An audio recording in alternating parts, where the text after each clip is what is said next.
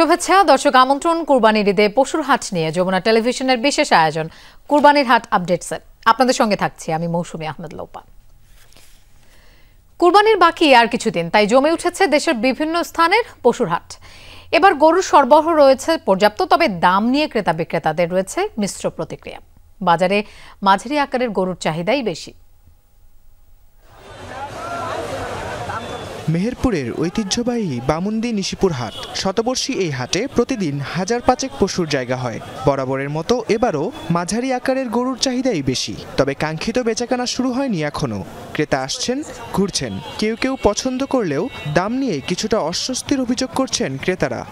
গত ঈদের থেকে এবারে একটু বেচাকেনা একটু কম হচ্ছে গরুর দামের কারণে। খাদ্য খাবারের সব জিনিসের দাম বেশি, সেই অনুযায়ী গরুর বাজার কম। গত বছর থেকে তুলনামূলক দাম প্রায় বেশি।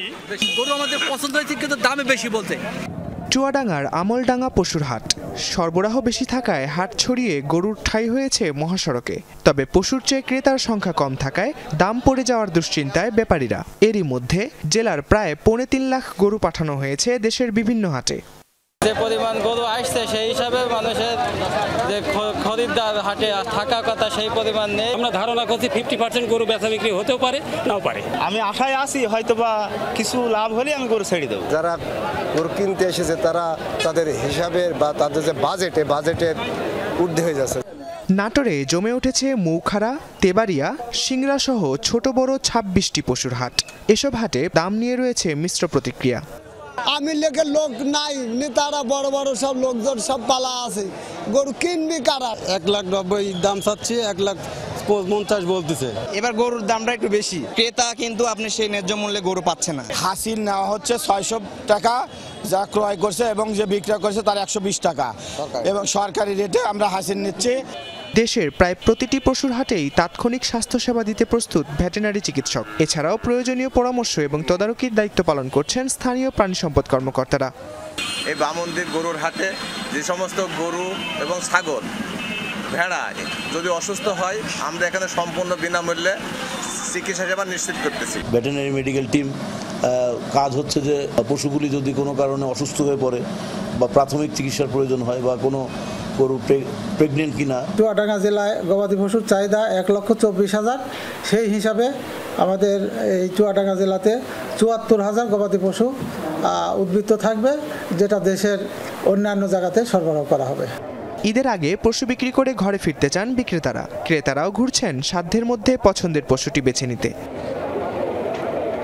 রাকিব সরকার, যমুনা নিউজ। দর্শক, পশুর হাটের খবর আমরা সরাসরি জানবো আমাদের সহকর্মীদের কাছ থেকে। শুরুতেই চট্টগ্রামের সাগরিকা হাটে যেতে চাই, সেখানে আছেন আমাদের সহকর্মী মামুনুর রশিদ অভি। হাটে গরুর দাম এবং বেচাকেনার কি অবস্থা দেখছেন, আর কদিন ধরেই তো বৈরী আবহাওয়া চলছে, তার কোনো প্রভাব পড়েছে কিনা?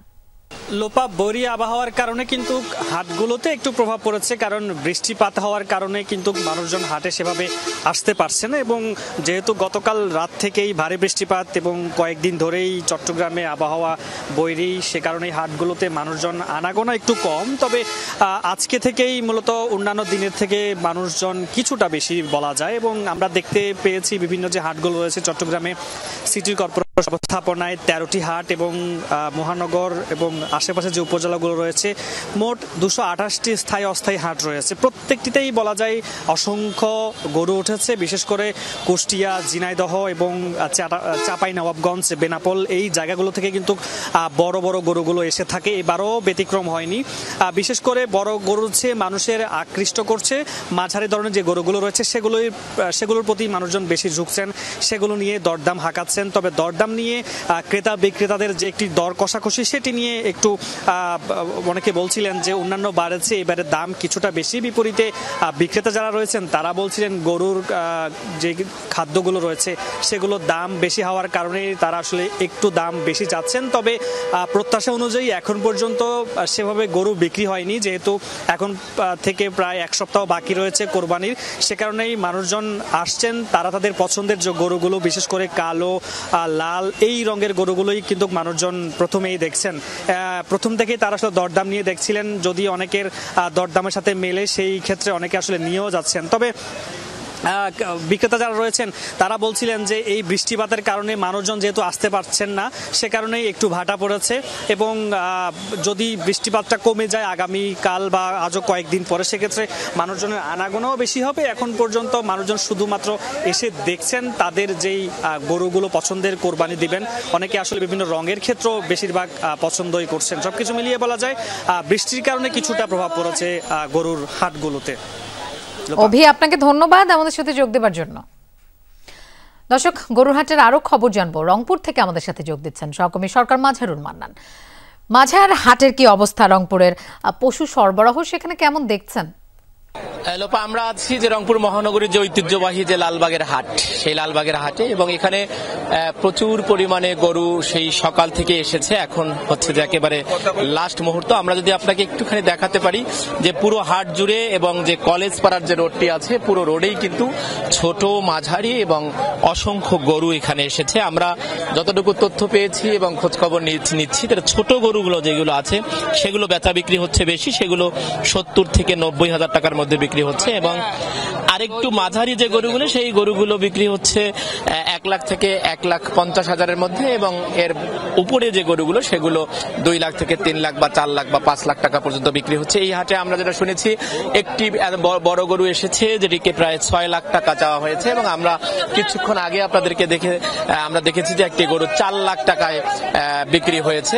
অর্থাৎ বড় গরু যদি আমরা আপনাদেরকে একটুখানি দেখাতে পারি, বড় গরুর চাহিদা কম এবং ছোট গরুরও বেশি চাহিদাটা বেশি এই হাটে, এবং মাঝারি গরুর চাহিদাটা তার থেকে একটুখানি কম। আমি একটু চাচা আপনার কাছে জানতে চাই, কত টাকা চেয়েছেন গরুটা? গরু 230 চাষি বা। কত বলেছে? বলছে 90 ওজন, 190 ওজন বলছে। এই যে গরুটি, এই গরুটি 2,30,000 তিনি হেঁকেছেন, এবং 1,90,000 টাকা পর্যন্ত এই গরুটি এখন পর্যন্ত গ্রাহকরা বলেছেন। কোথায় থেকে এসেছেন বাবা? আমরা দিনাজপুর থেকে। আচ্ছা, দামটা কেমন? দামটা তো এখন কারবারে আমরা কিছু ক্রেতার সাথে কথা বলেছিলাম। ক্রেতারা যেটা বলবার চেষ্টা করছেন যে গরু বেচা বিক্রি একটুখানি কম হচ্ছে, হয়তো পরের হাটগুলোতে দামটা বেশিতে বিক্রি হবে, এবং ক্রেতারা আরো যেটি বলছিলেন যে সেটি হচ্ছে যে এখন দাম ছাড়তে চাইছেন না যারা বিক্রেতা আছেন। আর বরাবরই যে অভিযোগটির কথা বলা হয়, এই হাটেও সরকার নির্ধারিত যে ফি আছে, হাসিলের ফি, তার থেকে 100 টাকা বেশি নেওয়া হচ্ছে 700 টাকা, এবং বিক্রেতার কাছ থেকে কোনো টাকা নেয়ার কোনো নিয়ম না থাকলেও এখানে 300 টাকা করে এই হাটে নেওয়া হচ্ছে।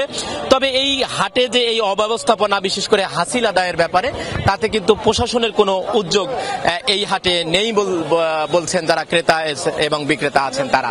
এবং ক্রেতা বিক্রেতাদের দাবি যে আরো হয়তো একটুখানি পরের যে হাটগুলো আছে তাতে বেচা বিক্রি জমে উঠবে। লোপা, নিশ্চয়ই আপনি যে অভিযোগটির কথা বললেন সেটির ব্যাপারে কর্তৃপক্ষ ব্যবস্থা নেবে। আপনাকে ধন্যবাদ মাঝার আমাদের সাথে যোগ দেওয়ার জন্য। দর্শক, আমরা পশুর হাটের খবর সরাসরি আমাদের সহকর্মীদের কাছ থেকে জানছিলাম। আমরা এবার জামালপুরের খবর জানবো। সহকর্মী সাগর ফরাজি আমাদের সাথে যোগ দিচ্ছেন। সাগর, হাটে পশু সরবরাহ কেমন দেখছেন এবং ক্রেতা সমাগম সেখানে কেমন?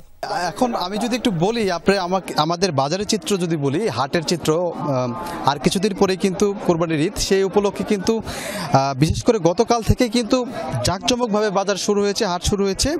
আমরা দেখেছি বিভিন্ন হাটে বিভিন্ন জাতের গরু, বিশেষ করে এই জামালপুরের যে চরাঞ্চলগুলো রয়েছে, সেই চরাঞ্চলগুলোতে কিন্তু সবচেয়ে দেশীয় জাতের গরু কিন্তু এখানে সবচেয়ে বেশি চলে। অর্থাৎ এখানকার মানুষজন কিন্তু সবচেয়ে দেশীয় জাতের এবং মাঝারি জাতের গরু কিন্তু সবচেয়ে বেশি কিনে থাকে। এর জন্য কিন্তু এই গরুগুলো কিন্তু এবার আমরা দেখেছি জমজমাট হাট হয়েছে। যদি একটু বলি লোপা, আমরা দুপুরের পর থেকে দেখেছি যে কিন্তু বাজারে কিন্তু, অর্থাৎ হাটে কিন্তু গরু উঠতে শুরু করেছে। এরপরে কিন্তু এখন কিন্তু সবাই কিন্তু প্রায় ঘরমুখই হচ্ছেন আর কি। তো যদিও ইজারাদার বলছেন যে বাজার চলবে হচ্ছে রাত 8টা পর্যন্ত, এর পরবর্তীতে বন্ধ হয়ে যাবে। তো আমরা লক্ষ্য করেছি যে বাজারে বড় গরুর চেয়ে কিন্তু ছোট গরু, অর্থাৎ মাঝারি টাইপের যে গরু রয়েছে, সেই গরুগুলো কিন্তু সবচেয়ে চাহিদা বেশি। আর এখানকার জামালপুরের যে গরুগুলো রয়েছে, সবচেয়ে একটি বিষয় যে এখানকার এই গরুগুলো কিন্তু চর থেকে আসে, সে কারণে এই গরুগুলো দেশি গরু হয়, এখানকার গরুগুলোর চাহিদাও অনেক বেশি থাকে। আর বাজারের যদি পরিমাপ আপনাকে একটু জানাই যে 1 লাখ থেকে 70, 80, 90 এবং কি 1,20,000 পর্যন্ত গরুগুলো সবচেয়ে বেশি বিক্রি হচ্ছে। আর দুই একটি বড় গরু আসলেও সেগুলো কিন্তু ক্রেতা পাচ্ছেন না অর্থাৎ যে যারা বিক্রেতা রয়েছেন। আর একটি বিষয় বলে রাখি যে বিক্রেতারা বলছেন যে বাজার ব্যবস্থা ভালো থাকলেও ক্রেতা কিন্তু খুব কম। এর কারণ হিসেবে তারা বলছেন যে আবহাওয়ার যে অবস্থা বর্তমান সে কারণে কিন্তু এমন হচ্ছে। আবার ক্রেতা ঠিক উল্টো বলছেন যে কিছু কিছু ক্ষেত্রে কিন্তু গরুর দাম কিন্তু বেড়ে যাচ্ছে, সেটা ক্রেতার নাগালের বাইরেও চলে যাচ্ছে। আর একটি বিষয় বলি, জামালপুরে কিন্তু এবার চাহিদার তুলনায় কিন্তু দ্বিগুণ গরু কিন্তু রয়েছে। তো সেই জায়গা থেকে এখন কিন্তু গরুর চাহিদা যে রয়েছে সেই চাহিদা কিন্তু পরিপূর্ণ হয়ে রাজধানী সহ জেলার বাইরেও কিন্তু গরুগুলো যাবে বলে আমাদেরকে জানানো হয়েছে। তো এই ছিল লোপা গরুর বাজারের খবর। সাগর, আপনাকে ধন্যবাদ আমাদের সাথে যোগ দেওয়ার জন্য। দর্শক, আমরা এবার বগুড়া যেতে চাই, সেখানে আছেন আমাদের সহকর্মী মেহেরুল সুজন। সুজন, বগুড়ার কি অবস্থা দেখছেন? হাটগুলোর কেনাবেচা কতটা জমে উঠেছে? দাম নিয়ে ক্রেতা বিক্রেতাদের মন্তব্য কি?